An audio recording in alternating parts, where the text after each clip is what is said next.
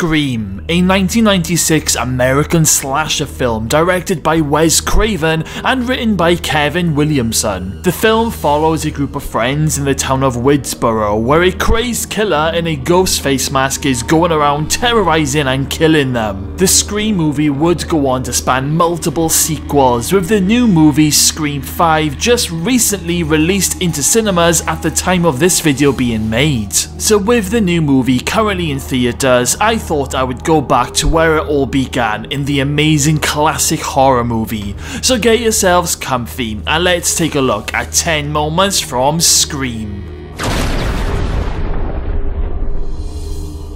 Number 10, the opening scene. The movie begins with character Casey Becker, who's home alone and making some popcorn. She receives a phone call from an unknown person who ends up keeping Casey on the phone when he starts talking to her about horror movies, where he ends up saying that famous line, "What's your favourite scary movie?" Things start getting a little bit weird and Casey hangs up on the guy a few times until he ends up saying, "If you hang up on me again, I will gut you like a fish." Things get even more scary when Ghostface tells Casey on the phone that he can see her and that he is watching her. At one point he tells her to pull on the patio lights, where Casey's boyfriend Steve is all tied up and is eventually killed. The killer then wants to play a game where he asks Casey some horror questions, but when Casey refuses to answer one final question, a chair comes flying through the windows. Casey arms herself with a knife and creeps outside after she sees someone running around in her house. Her parents are driving home in the distance, and when she tries to make a run for it, Ghostface jumps out and attacks her and ends up stabbing her in the chest. When Casey's parents pull up on the driveway, she tries to call out to her mum for help, but Ghostface grabs her and pulls her to the ground, where he ends up fatally stabbing her. Casey's parents then see the mess in the house and they go to ring the police. But this is when Casey's mum can hear Casey making groaning noises because Casey still has hold of the other phone. Casey's dad then tells the mum to go to the neighbour's house and call the police. And when Casey's mum gets to the front porch, she ends up letting off a huge scream because she ends up seeing Casey's dead body hanging on a tree in the distance with all of her organs on the outside. It's a brilliant opening scene that never gets old, no matter how many times you see it.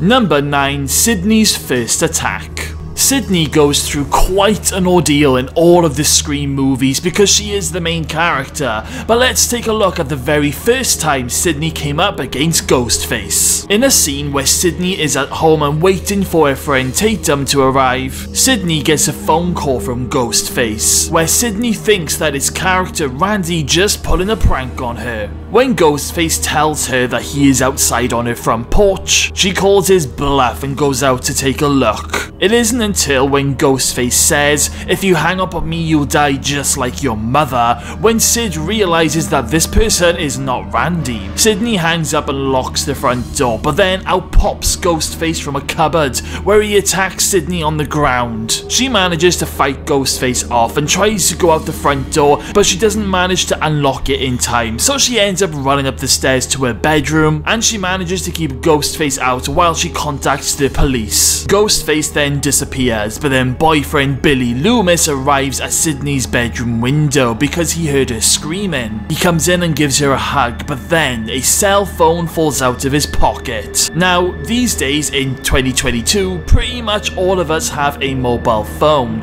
but in 1996 it was not as common. This makes Sydney think that her boyfriend Billy is the person behind Ghostface and has him arrested.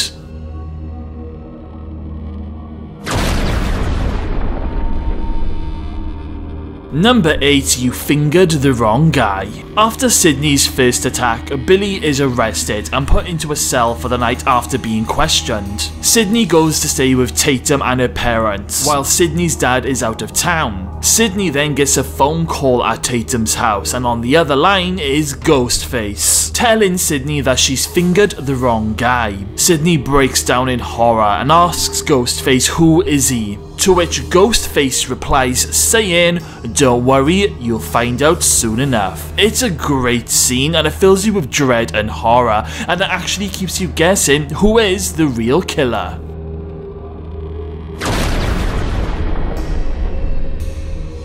Number 7. Girls' Toilets Attack.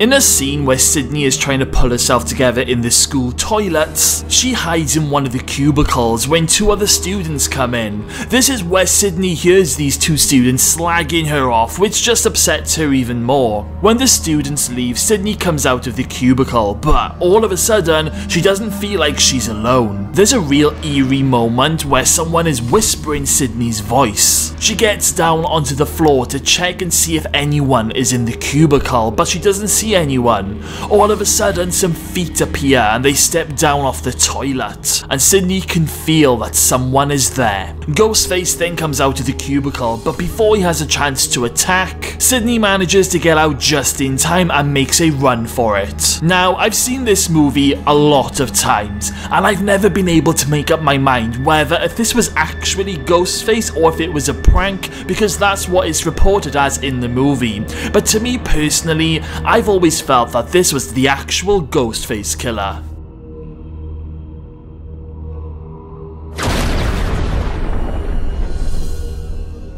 Number 6. The principal's death. Now this is one principal that I would not want to get on the wrong side of. A very strict principal who even tells 2 students at one point that they deserve to be gutted and hung from a tree. I always find that this principal guy, let's say he's a little bit odd. Especially when he is alone in his office and trying on the Ghostface mask. In this particular scene, someone knocks on the principal's door, and when he answers, there is nobody there. He looks around a few rooms and the closets in his office until suddenly Ghostface appears from behind one of the doors, who ends up lunging a knife right into the principal over and over again.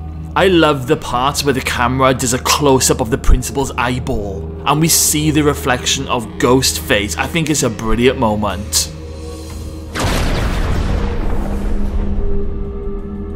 Number 5. Tatum's death scene. A classic moment now in our next spot, and the kids are all throwing a big house party. Tatum goes down into the garage to get some more beer, where she is greeted by Ghostface, who's standing in the doorway. Tatum ends up making a big mistake in thinking that the Ghostface is actually Randy in fancy dress and starts to make horror movie jokes. It isn't until when Ghostface slices Tatum's arm that she realizes it's the real killer. Tatum then puts up some interesting moves to keep Ghostface at bay, but she then makes the rather odd mistake of trying to crawl through a very small door in the garage. Like literally it's pretty much a cat flap for a cat or even a dog. So why on earth would she think that she could fit through this is beyond me. But anyway, she tries to squeeze through with only about a quarter of her body and she ends up getting stuck. Ghostface then flicks the switch on the garage door, and then the garage door starts to rise up and open, and Tatum is just stuck in this hole of the garage door and she's being lifted up. She ends up getting crushed to death as the door nearly fully opens, and it's a brutal death scene in the movie which shays away from the usual stabbing death scenes in the movies.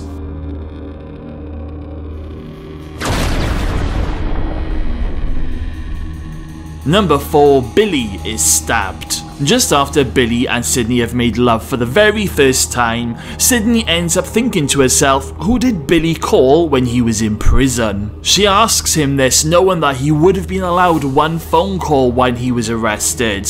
Billy tells her that he called his dad, but then Sydney tells him that it was actually Sheriff Burke who called his dad. Sydney then tells Billy that it would have been the perfect cover-up if he had actually telephoned Sydney that night in order to throw her off the scent. Billy then creeps up to Sydney and tells her what does he have to do to convince her that he's not the killer. Sydney's face changes ever so slightly, thinking for a split second that the killer is Billy. But then Ghostface comes into the bedroom and attacks and stabs Billy right in front of Sydney. Billy turns around and his whole body is covered in blood, and he calls out Sydney's name as he falls onto the bed. This then leads on to a huge, big, intense chase scene between Ghostface and Sydney.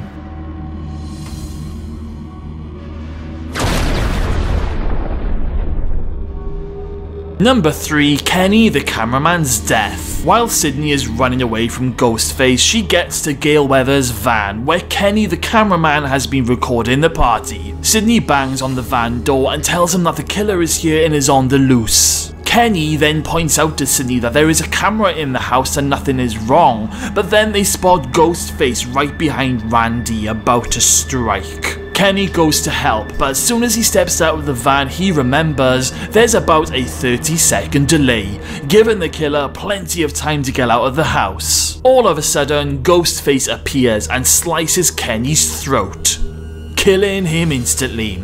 It's a great scene and the body count just gets crazy from here on in.